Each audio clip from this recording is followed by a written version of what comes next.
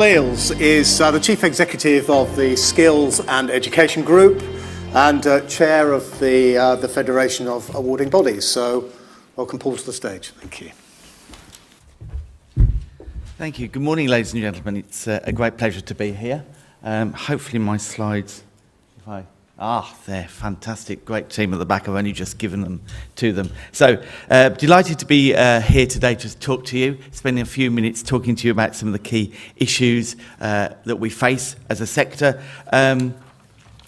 But perhaps a little bit more about who I am and the organisations that I represent here this morning before we get into that. The Skills and Education Group was formed officially last September, came into being, and this is what we're about, the advancement of skills and education to improve the lives of individuals. The Skills and Education Group is a partnership of organisations, of like-minded organisations, have come together to actually connect around the issues of education and training, both in the schools, in the post-16 and indeed the HE worlds. And they include three well-known brands, ABC Awards, vocational awarding body for post-16, ASDAN, that is a specialist curriculum and awarding organisation primarily in the school sector, and EMFEC, a membership organisation for further education colleges, primarily in the East Midlands. So what is it that we do? Just a little graph. I was trying to, we're on that journey. We've got a whole team of staff that are coming together, and we're in the process of bringing all that we do collectively. So this is one of the slides that we use to explain what it is that we collectively do to our staff. And as I've said, we're in the three schools, FE and skills, employment and community spaces as organisations. We have two office spaces in Nottingham and Bristol, and I live in Birmingham, so I'm equally awkward to get to both of them and spend quite a lot of time in our London, at kind of events like this and meetings, etc. So the kind of things that we do, qualifications, programmes, professional development, action research, development projects, and representation and policy. So quite active around all of those areas. One of the key things that, in coming together and listening to our previous speaker, one of the key that drive us is transition and the issues of transition. I've been in many jobs in the sector, in the FE and skills sector, over the last nearly 30 years. I think it says 29 years, and I think I'm just going to keep it at 29 years. It's 30 years this coming September. I was very young then. I think they still had child working back then. It certainly felt like it. Anyway, sadly they didn't, and I am older than perhaps I'd like to admit. But transition, information, advice and guidance. I've stood on lots of platforms over the last 15 years, and every time we could have talked about information, advice and guidance.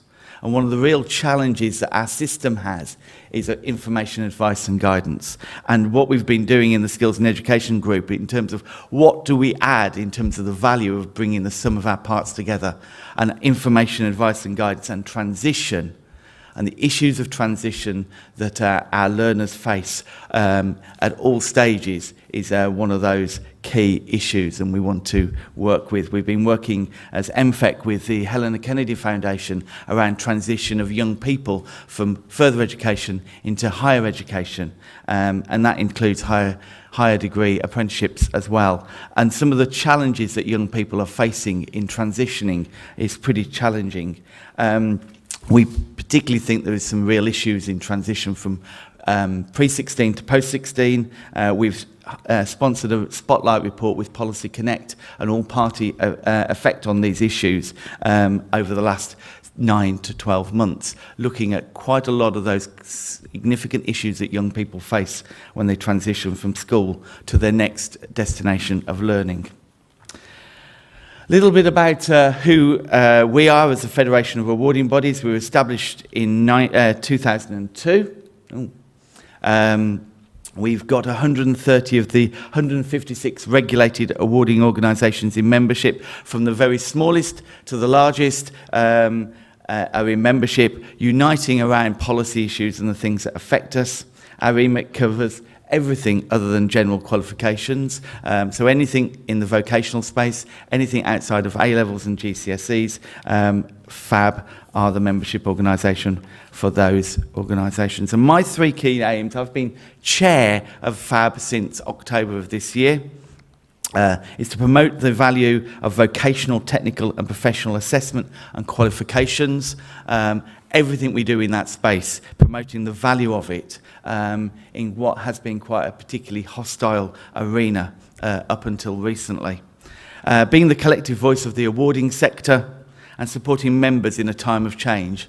We are in a time of unprecedented change. I think we could stand on any platform over the last 10 years and say that we're in that phase of change and unprecedented change, but I think there is no change like that we've got at the moment with apprenticeship reform, as you are aware, and indeed technical and professional education and the effect on that.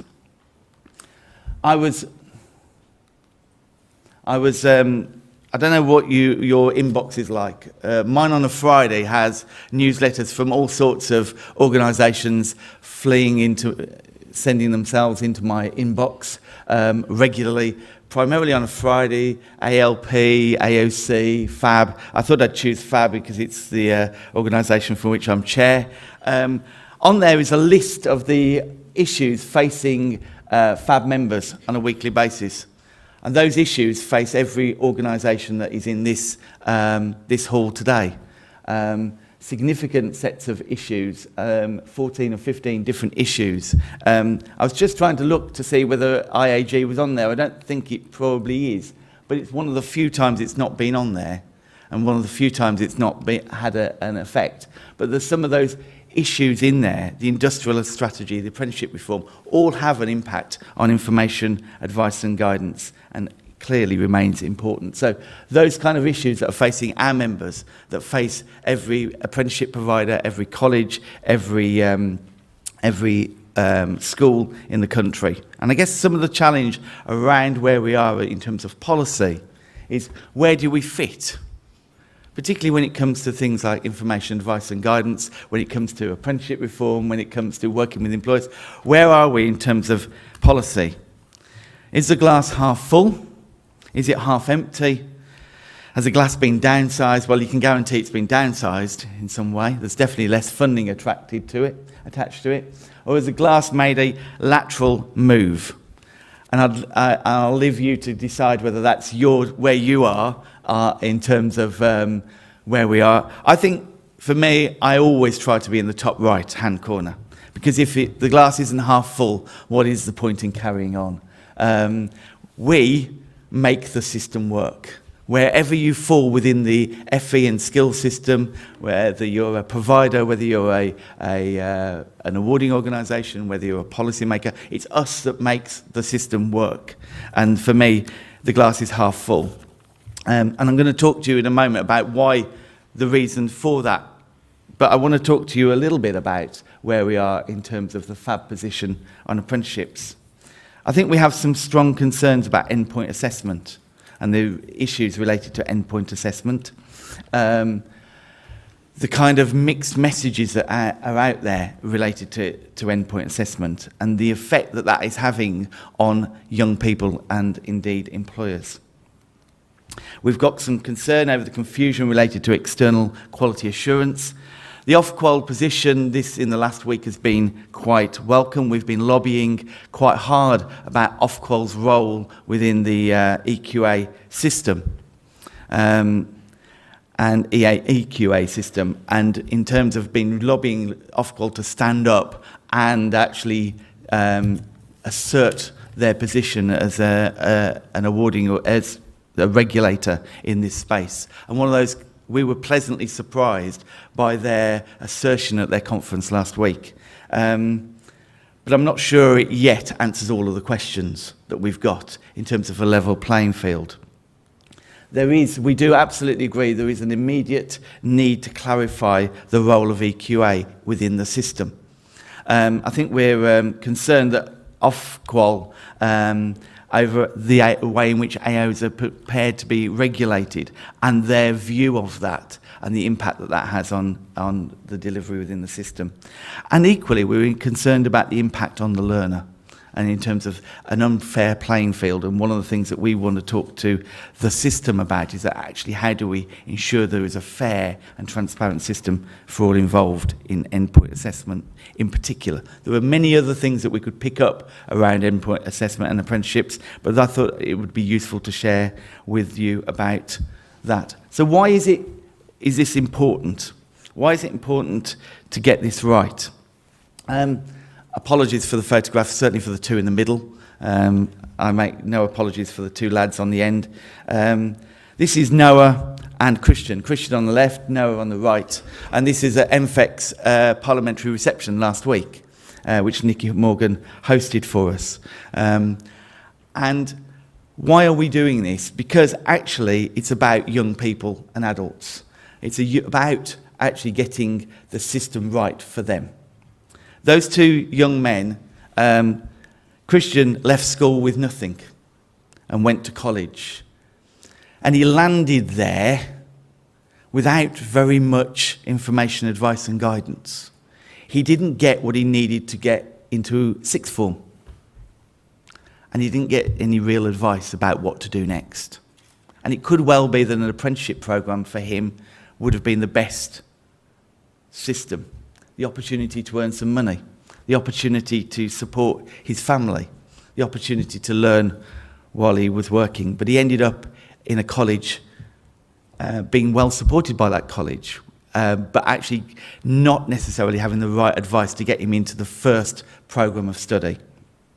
And Noah, on the far right, is deaf.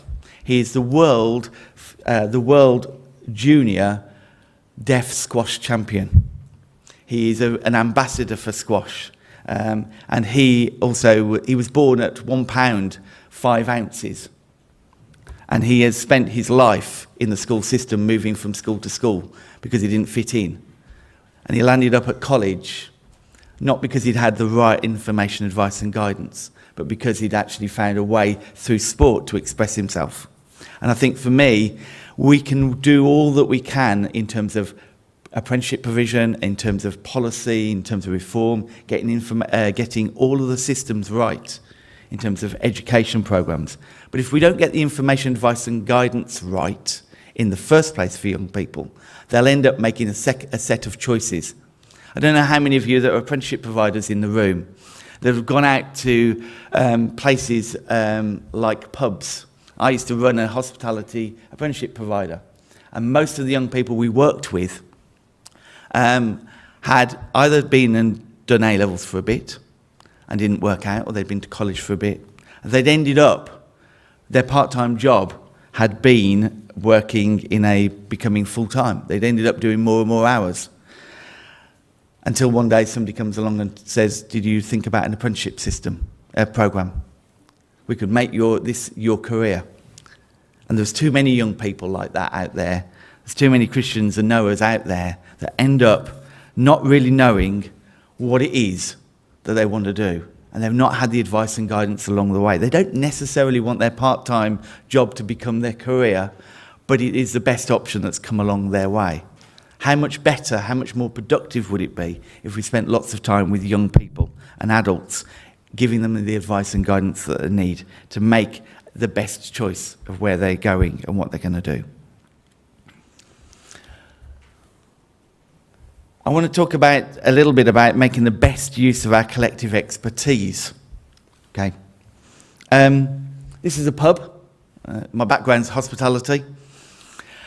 The customer is really, really important in the pub. But we need all the experts to make that pub run smoothly, to ensure there is good beer, good food, good service, good and well-trained staff, and staff that want to be there. We need all of those experts to enable that to happen. The customer only knows if the beer is not good. They don't necessarily know how to secure that, the quality of the beer. And I think there is a lot more that we need to be doing as experts in the system to be working together, be that beer providers, careers advisors, awarding organisations, or indeed anyone like that. So in terms of Is there a positive outlook for the future? I think there is. These two people have probably been the best advocates that we've got in the FE and skills system for a long time. And Secretary of State and Skills Minister, they now are committed to who we are and what we need, the contribution that we need to be making. They value the work that we do. I'm not sure that they fully yet understand all of the bits of the system. I used to work as the Association of Learning Providers, and I was at the TES FE Awards a couple of Fridays ago. And the Skills Minister talked about the FE as being just colleges.